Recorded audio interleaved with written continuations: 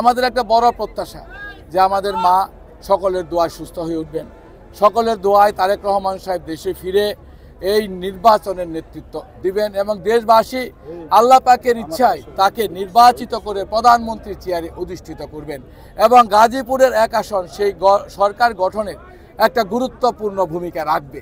আজকের এই র্যালি মূলত সেই বার্তাই দিয়েছে এবং সেটা দিতে কালিয়াকুর এক আসনের 4,75,000-এর পক্ষ থেকে কয়েক লক্ষ ভোটার সে বার্তা দিতে সক্ষম হয়েছে।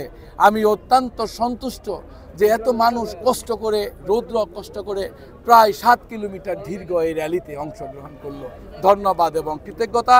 ধন্যবাদ আমাদের মা দেশনেত্রী বেগম খালেদা জিয়াকে, ভারপ্রাপ্ত চেয়ারম্যান তারেক রহমান সাহেবকে, আমার মতো একজন নগণ্য অধম কর্মীকে এই ধানের শীষ তুলে দিয়ে জনগণের কাছে পৌঁছে দিয়ে আমাকে যে গুরুত্ব আরোপ করেছেন, ইনশাল্লাহ সেই বিবেচনা নিয়ে জনগণ এই ধানের শীষকে 35 বছর পর এখান থেকে পুনরুদ্ধার করবে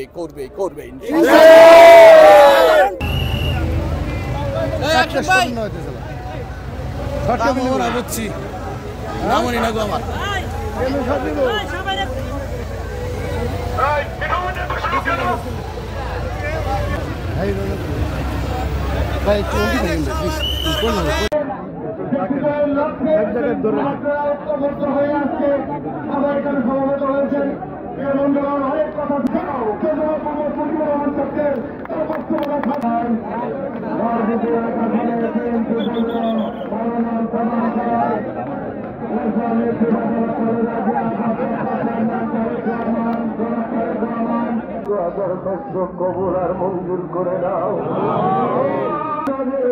করেছিলাম আল্লাহ তুমি তাকে সেবায় আজিরা দান করে দাও, দান করে দাও। আল্লাহ আমাদের মাঝে আবার মহোদয়কে তোমার প্রকৃতি হাতের উপরে সবর্দ করে দিয়েছিলাম। আল্লাহ গাজীপুরের আসলে আল্লাহ এমপি হিসেবে কবুল করে দাও।